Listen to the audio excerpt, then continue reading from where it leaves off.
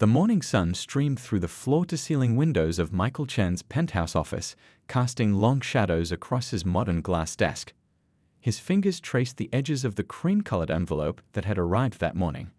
The gold-embossed lettering caught the light, making the wedding invitation seem to glow mockingly. Michael leaned back in his leather chair, letting out a deep breath. At 35, he'd built his tech company from nothing into a multi-million-dollar enterprise, yet this simple piece of paper made his stomach twist into knots. His ex-fiancée Diana was getting married to Tom, his former business partner of all people. He picked up his coffee mug, now cold and forgotten, and walked to the window. 60 floors below, the city bustled with morning traffic. That's when he noticed her again, the woman who'd been sitting on the same bench outside his building every day for the past few months. She always had a book in her hands, completely absorbed in its pages despite her worn clothes and the old backpack at her feet. Something about her had caught his attention weeks ago. Maybe it was the way she carried herself with dignity despite her circumstances. Or perhaps it was how she smiled warmly at passing children, occasionally sharing stories with them from her books when their parents would stop to rest on the bench. Michael's eyes drifted back to the invitation on his desk, then to the woman below. A crazy idea began to form in his mind. His assistant had mentioned that the woman, despite being homeless, was remarkably well-spoken. She'd overheard her discussing classical literature with a security guard one morning. He straightened his tie, a habit when he was thinking hard about something. The wedding was in 3 weeks. Diana and Tom had invited him, probably expecting him to decline or show up alone, looking defeated. But what if? The idea was either brilliant or completely insane. He grabbed his jacket and headed for the elevator. His heart raced as he descended, part nervousness, part excitement. This could be the perfect way to show them he'd moved on, or it could backfire spectacularly. As he pushed through the revolving doors into the crisp morning air, Michael realized he hadn't felt this alive in months. The woman was still there, engrossed in what looked like a worn copy of Pride and Prejudice. She didn't notice him approach, her dark hair falling forward as she turned a page. He cleared his throat softly, not wanting to startle her. "Excuse me," he said, trying to sound casual despite his racing thoughts. "I couldn't help but notice you're reading Austen. You have excellent taste in literature." She looked up, surprised but not frightened. Her eyes were a warm brown, intelligent and cautious. There was something else in them too, a spark of resilience that immediately caught his attention. "Thank you," she replied, her voice clear and well-modulated. "Though I admit it's my 3rd time reading it. When you have limited access to books, you tend to savor the ones you have." Michael found himself smiling genuinely for the first time that day. "I have an unusual proposition for you," he said, then quickly added, "Nothing inappropriate, I assure you. Would you be willing to hear me out over coffee? There's a cafe right around the corner." She studied him for a moment, marking her place in the book with a carefully preserved bookmark. "That depends," she said with a hint of a smile. "Is it good coffee?" In that moment, as she gathered her few belongings and stood up with natural grace, Michael realized this impulsive idea might not be so crazy after all. Sometimes the most unexpected turns in life led to the most interesting journeys. Little did he know, this conversation would change not just his life, but hers as well, in ways neither of them could possibly imagine. The corner cafe buzzed with morning activity as Rose settled into the worn leather booth across from Michael. She clutched her backpack close, a habit formed from months of protecting her few possessions. The warm aroma of coffee filled the air, a luxury she hadn't enjoyed in what felt like forever. "Order anything you'd like," Michael said, sliding the menu toward her. His kind gesture was met with a cautious glance. 6 months of living on the streets had taught Rose to be wary of unexpected kindness. "Just black coffee, please," she replied, her voice carrying the polish of her former life. The waitress appeared, and Rose couldn't help but notice how she looked at her worn clothes with barely concealed judgment. Yet Michael treated her with the same respect he showed the waitress, something that didn't go unnoticed. As steam rose from their fresh cups of coffee, Michael took a deep breath. "I have a rather unusual request," he began, his fingers drumming nervously on the table. "But first, I'd like to know a bit about you, if you're comfortable sharing." Rose wrapped her hands around the warm mug, savoring its heat. "What would you like to know?" she asked, her guard still up but curiosity getting the better of her. How does someone who reads Jane Austen and speaks so eloquently end up? He trailed off, realizing how his question might sound. End up homeless. Rose finished for him, a sad smile playing at her lips. Life has a way of surprising you sometimes. 6 months ago, I was a children's librarian with an apartment and a cat named Dickens. Then came the budget cuts, the layoffs, and a medical emergency that drained my savings. One misfortune led to another, and well, she gestured to her weathered backpack. Here I am. Michael listened intently, not with pity but with genuine interest. It made Rose feel like a person again, not just another invisible face on the street. She took another sip of coffee, remembering her morning ritual from what felt like a lifetime ago. Now, she said, straightening her shoulders, about that unusual request of yours. Michael pulled out the wedding invitation from his jacket pocket, placing it on the table between them. My ex-fiancée is getting married in 3 weeks, he explained, his voice carrying a mix of emotions, to my former business partner. Rose raised an eyebrow. And you're telling me this because? I need a date for the wedding, he said quickly, then added, but not just any date. I need someone intelligent, well-spoken, someone who can hold their own in any conversation, someone who can help me show them I've moved on. Rose let out a surprised laugh. And you thought of the homeless woman reading on a bench? Is this some kind of Pretty Woman scenario? Nothing like that, Michael assured her hastily. It would be completely proper. I'm offering a business arrangement. In exchange for accompanying me to the wedding and a few pre-wedding events, I'll provide new clothes, temporary accommodation, and… He wrote a number on a napkin and slid it across the table. Rose's eyes widened at the figure. It was enough to get her back on her feet, maybe even start over in a new city. Still, suspicion nagged at her. Why me? Surely you could find someone more suitable. Because you're real, Michael replied simply. I've watched you interact with people passing by your bench. You have something that can't be bought, genuine kindness and dignity. Plus, he added with a slight smile, anyone who can lose everything and still find joy in Jane Austen has a strength I admire. Rose studied him carefully, years of reading people coming in handy. She saw no malice in his eyes, just a mixture of hope and nervousness. The proposition was crazy, possibly even dangerous, but something in her gut told her to trust him. If I agree, she said slowly, I have conditions. First, I want everything in writing. Second, I'm not pretending to be anyone I'm not. And third, she paused, making sure he understood her seriousness. If at any point this feels wrong, I walk away, no questions asked. Michael's face broke into a genuine smile. Those sound like perfectly reasonable conditions to me. As they shook hands across the table, Rose couldn't help but wonder if she was making a huge mistake or taking the first step toward changing her life. The morning sun streamed through the cafe window, warming her face, and for the first time in months, she felt something she'd almost forgotten: hope. Neither of them realized at that moment that this bizarre business arrangement would lead them down a path neither had expected, one that would challenge everything they thought they knew about love, dignity, and second chances. The next 2 weeks passed in a whirlwind of activity. Rose stood in front of the full-length mirror in her hotel suite, barely recognizing her reflection. Her dark hair, once dull and tangled, now fell in soft waves around her shoulders. The simple blue dress she wore felt like silk against her skin. Because it was silk, she reminded herself with a slight shake of her head. How are you feeling? Michael asked, appearing in the doorway. He'd gotten used to checking on her between his meetings, bringing coffee, and sometimes just sitting to talk. Like Cinderella, Rose admitted, turning away from the mirror. Though I keep waiting for midnight to strike and find myself back on that bench. Michael smiled, setting down the 2 coffee cups he brought. Well, your fairy godmother has better timing. The stylist will be here in an hour, and then we have lunch with my college friends. Rose picked up her coffee, cream, no sugar, just as she liked it. It amazed her how quickly Michael had learned these little details about her. You know, she said, taking a sip, when you mentioned preparation, I thought you meant teaching me which fork to use. Please, Michael chuckled, loosening his tie as he sat in the armchair by the window. I've seen you reading Emily Post's etiquette book for fun. You probably know more about formal dining than I do. It was true. The past 2 weeks had revealed more surprises about each other than either had expected.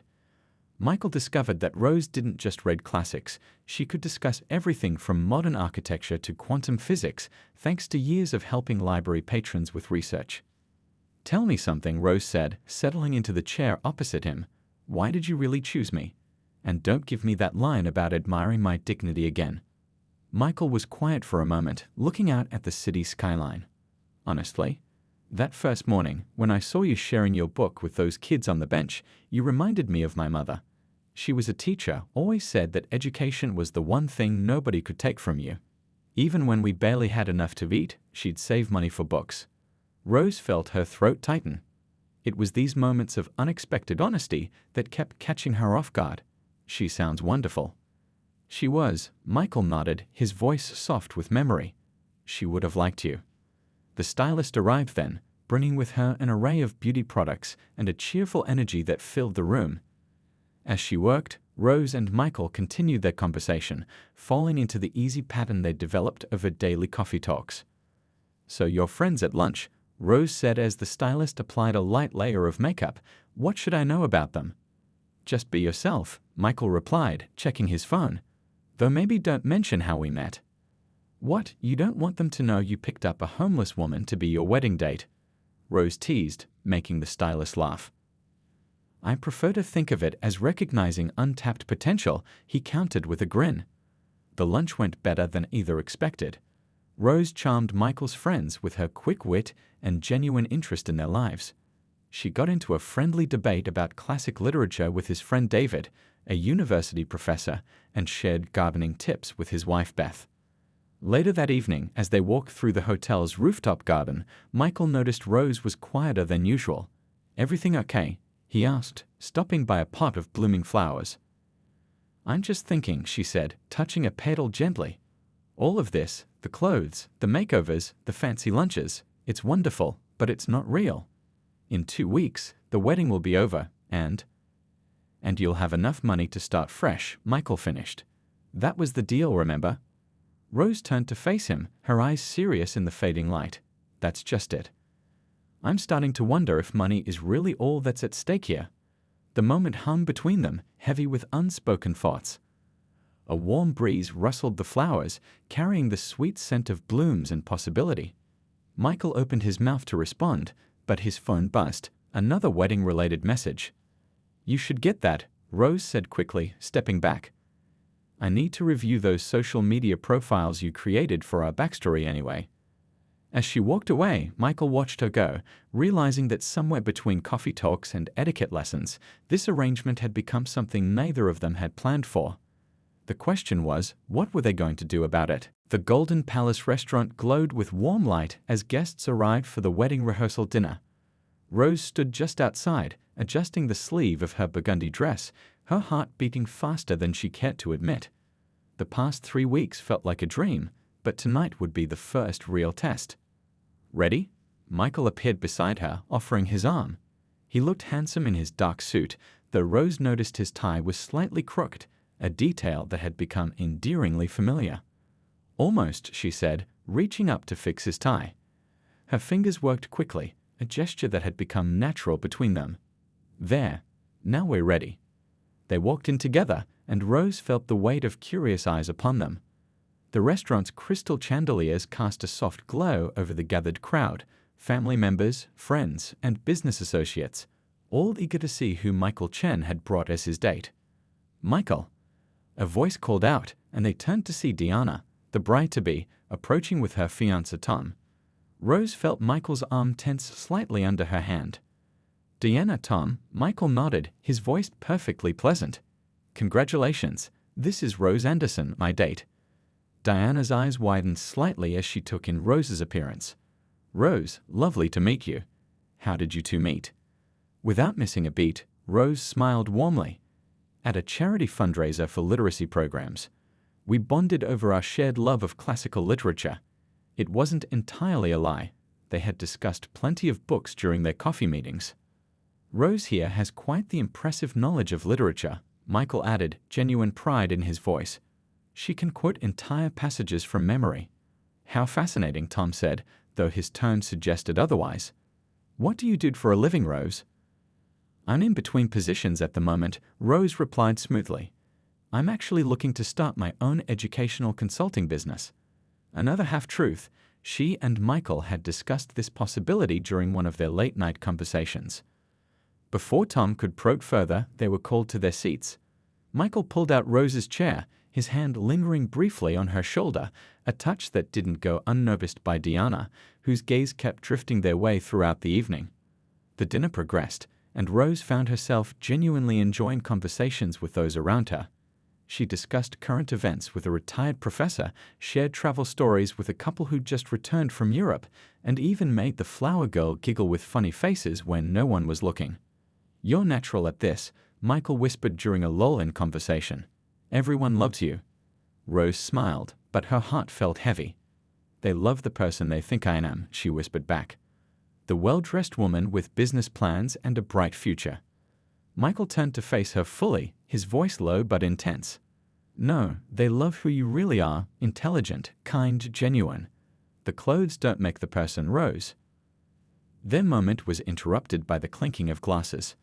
Tom stood up to make a speech, thanking everyone for coming. As he spoke about love and second chances, Rose couldn't help but notice Diana watching Michael's reactions. But Michael wasn't looking at his ex-fiancée, he was looking at Rose. Later, as soft music played and couples moved to dance, Michael led Rose to a quiet corner of the restaurant's garden terrace. The night air was cool, carrying the scent of blooming jasmine. You've been quiet since the speeches, he observed, handing her a glass of sparkling water. Rose took a sip, gathering her thoughts. I've been thinking about tomorrow. About what happens after all this is over. She paused, watching the city lights twinkle in the distance. I'm not sure I can go back to being invisible. Michael stepped closer, his voice soft. Who says you have to? Michael, Rose turned to face him. This isn't real. We can't pretend. Can't we? He interrupted. Because everything about tonight felt real to me. The way you light up when you talk about books, how you made that little girl smile, even the way you just fixed my tie without thinking. None of that was pretend. Rose felt tears threatening to form. And what about Monday, when you go back to your office and I? Come work with me, Michael said suddenly. Help me set up that education foundation we talked about. The one for homeless literacy programs. Before Rose could respond, Diana appeared at the door. Michael? Could we talk for a moment? Alone? Rose stepped back, composing herself.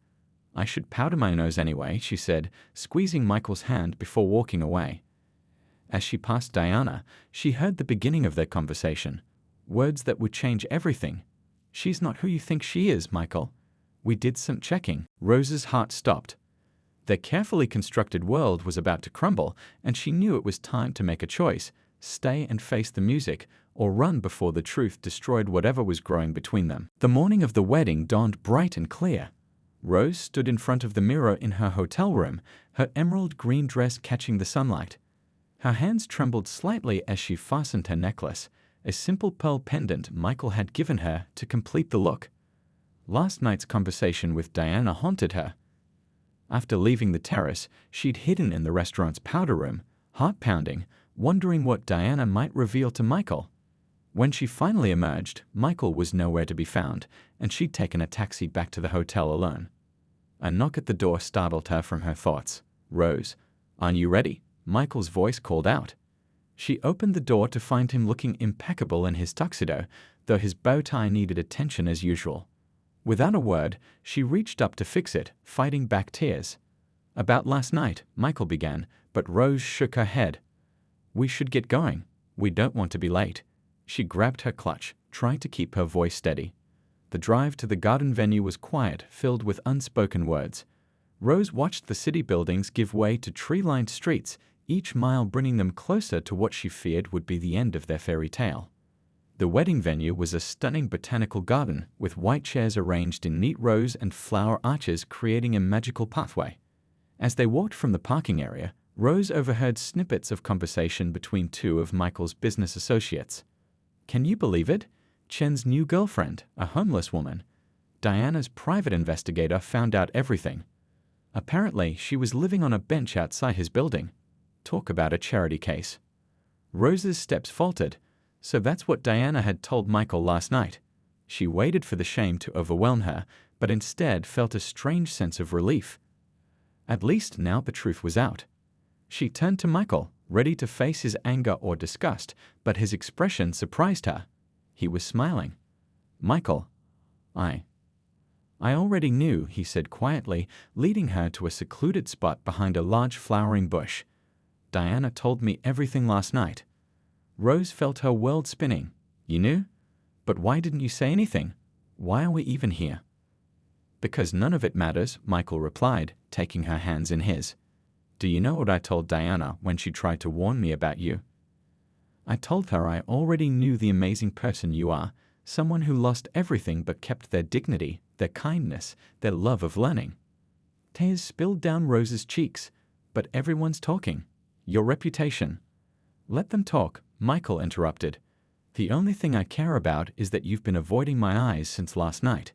Rose, look at me." She raised her eyes to meet his, seeing nothing but warmth there. "The thing is," he continued, "I realized something last night after Diana's revelation.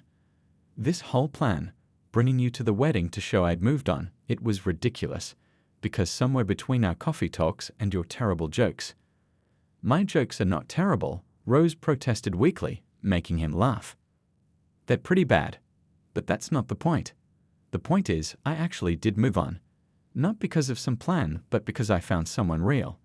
Someone who sees me, not my bank account. Someone who fixes my tie without being asked and argues with me about classic literature."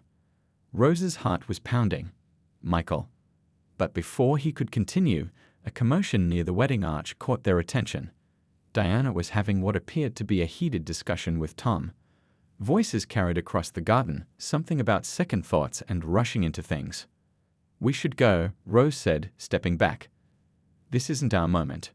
"You're right," Michael agreed, but he didn't move toward the ceremony. Instead, he took her hand and started walking toward the parking lot. "Let's get out of here." "What? But the wedding?"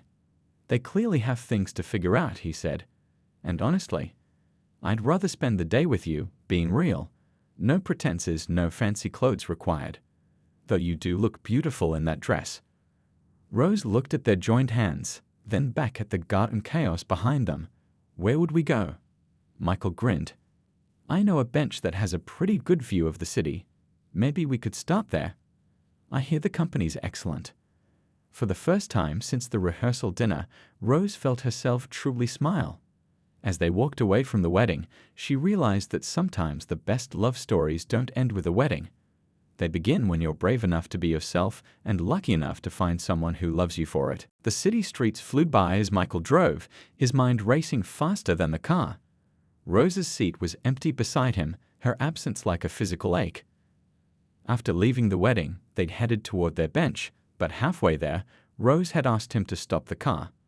Before he could react, she'd stepped out at a red light and disappeared into the crowd. Now, 2 hours later, he searched every familiar spot they'd visited over the past weeks. The cafe where they'd had their first coffee. The bookstore where she'd spent hours reviewing classics. The park where they'd walked and talked about their dreams. Empty, all empty. The sun was setting, painting the sky in shades of orange and pink when it hit him. He knew exactly where she'd be. Michael pulled up to his office building, and there she was, sitting on their bench, still in her emerald green dress. The sight of her there, back where it all began, made his heart skip a beat. He parked haphazardly, not caring about the no parking signs. As he approached, he could see she'd been crying, her makeup slightly smudged, but somehow she looked more beautiful than ever. "You know," he said softly, sitting beside her, "most people don't run away from happiness when they find it." Rose let out a shaky laugh. "Most people don't find happiness through an elaborate revenge scheme." "Is that what you think this was?" Michael turned to face her. "Because I stopped thinking about revenge weeks ago. Somewhere between you correcting my pronunciation of espresso and teaching those kids at the park how to make paper boats, I forgot all about Diana and Tom." "But that's just it," Rose said, finally meeting his eyes. "Everything about us started with a lie. You were trying to prove something to your ex, and She gestured to her dress. "I was playing dress-up, pretending to be someone I'm not." "Were you?" Michael challenged. Because the woman I've gotten to know these past weeks, the one who can quote Shakespeare and make children laugh, who drinks her coffee with cream and no sugar, who cares more about helping others than helping herself, that seems pretty real to me. Rose wiped away a tear. And what happens now? We can't just pretend the past didn't happen. I was homeless, Michael. I slept on this bench. The same bench where you sit in your expensive suit, trying to convince me that fairy tales are real. You're right, he said, loosening his bow tie. We can't pretend the past didn't happen. But that's not what I'm asking for. He took her hand, and this time she didn't pull away. I'm asking you to help me build something real. Remember that education foundation we talked about? I wasn't just saying that. I want to make it happen, with or without you. But I'd rather it be with you. A group of tourists passed by, some giving them curious looks, a man in a tuxedo and a woman in an evening gown, sitting on a public bench at sunset. Rose almost laughed at how bizarre they must look. I'm scared, she admitted quietly. Not of being homeless again, though that terrifies me too. I'm scared of depending on someone else, of letting myself believe in something this good. Then let's be scared together, Michael said, squeezing her hand. Because I'm terrified too. I'm afraid you'll disappear again, that this incredible person who came into my life will decide she's better off alone. But you know what scares me more? The thought of not trying at all. A cool evening breeze rustled the trees above them, and Rose shivered slightly. Without hesitation, Michael slipped off his jacket and draped it over her shoulders, a simple gesture that spoke volumes. Do you want to know the exact moment I fell for you? He asked. It was right here, 3 weeks ago. You were reading to those kids, doing different voices for each character. One of them asked why you were always here, and you said, because stories can take you anywhere, even when you can't go yourself. That's when I knew. Rose touched the pearl necklace he'd given her, remembering his face when she'd first put it on. And when did you stop thinking about revenge? The first time you fixed my tie, he smiled. Nobody had done that since my mother. It felt like home. They sat in comfortable silence for a moment, watching the city lights begin to twinkle on. Finally, Rose spoke. So what now? Now? Michael stood up, offering her his hand. Now we go get some coffee, cream, no sugar for you. And we start writing our own story, no scripts, no pretenses, just us. Rose looked at his offered hand, then up at his face, the face that had become so dear to her in such a short time. Just us, she repeated softly, taking his hand and standing.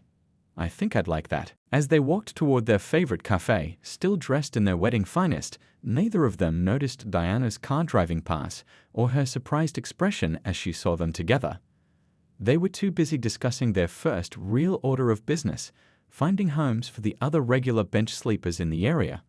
After all, every good story deserves a happy ending, especially those that start on a bench. 6 months had passed since the wedding that never was.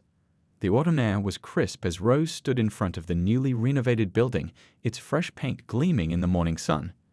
The sign above the door read Second Chances Foundation, Education and Housing Support Center. Are you just going to stand there all day? Michael's voice came from behind her, carrying 2 cups of coffee, cream, no sugar for her, just the way she liked it. I'm savoring the moment, she replied, accepting the coffee. Do you realize it's been exactly 6 months since that day on the bench? Michael smiled, adjusting his tie, though these days it was usually straight. Rose's influence had finally rubbed off on him. How could I forget? It was the best business decision I never made. The sound of approaching footsteps made them turn. Beth, their first success story, was walking up with her young daughter. 6 weeks ago, they'd found her sleeping in her car, a teaching degree in her bag and despair in her eyes. Now she was their newest reading program coordinator. The morning class is about to start, Beth called out, her daughter clutching a picture book. We've got 5 new students today. Inside, the building hummed with activity. What had once been an abandoned warehouse was now a warm, welcoming space filled with books, computers, and most importantly, hope. The main room had been transformed into a library with comfortable reading nooks and study areas. One wall featured a beautiful mural of their famous bench, painted by a local artist they'd helped get back on his feet. Mr. Chen? A young man approached them, holding a laptop. The coding class you sponsored? I just got offered a junior developer position. Michael beamed, shaking the young man's hand. That's fantastic, Andy. But remember what we talked about, it's just Michael here. Rose watched the interaction with pride. This was the real Michael, not the revenge-seeking businessman she'd first met, but the compassionate soul who'd seen worth in a homeless woman reading on a bench. They made their way to Rose's office, which had a perfect view of their bench across the street. She'd insisted on keeping it there as a reminder of where they'd started. These days, it was rarely empty, always occupied by someone reading, resting, or just finding their way. Have you seen today's numbers? Michael asked, settling into the chair across from her desk. The Foundation's literacy program has helped over 300 people in 6 months. That's 300 lives changed. 301, Rose corrected, touching the pearl necklace she still wore every day. You're forgetting about me. A knock at the door interrupted them. It was Tom, looking slightly uncomfortable but determined. After Diana had called off the wedding, he'd gone through some soul-searching of his own. Now he volunteered as a financial advisor for their program participants. The budget reports you asked for, he said, handing Rose a folder. And Diana asked me to give you this. It was a check, a substantial one, with a note attached, for giving me the courage to wait for real love. Thank you both. Rose smiled, remembering how things had worked out. Diana had eventually married a kind-hearted teacher she'd met while volunteering at their center. Sometimes life had a funny way of putting everyone exactly where they needed to be. We should frame this, Michael suggested, reading the note over her shoulder. Put it next to our bench photo. Rose stood up, walking to the window. The morning sun caught her engagement ring, a simple band with a small pearl that matched her necklace. Michael had proposed right there on their bench, no fancy restaurants or elaborate schemes needed. You know what I love most about our story? She asked, feeling his arms wrap around her from behind. It's that every single day, we get to help write new ones for other people. Below, a woman sat down on the bench, opening a one copy of Pride and Prejudice. Rose and Michael exchanged knowing looks. Should we? She asked. Coffee first, he replied, already heading for the door. Some stories start better with coffee. As they walked out into the crisp morning air, Rose couldn't help but marvel at how life had changed. The Foundation was thriving, expanding to other cities. Their love story had inspired others to look past appearances, to see the worth in every person. They approached the bench, coffee cups in hand, ready to change another life. The woman looked up, startled to see such well-dressed people sitting beside her. That's one of my favorites, Rose said, nodding at the book. Would you like to hear about our library? The coffee's much better than out here. The woman hesitated, hope and fear battling in her eyes, just as they had in Rose's 6 months ago. Trust me, Rose said softly, sometimes the best stories start on this bench. Michael squeezed her hand, and together they waited for another story to begin. Because that's what their foundation was really about, not just education or housing, but the belief that everyone deserved a second chance at writing their own happy ending.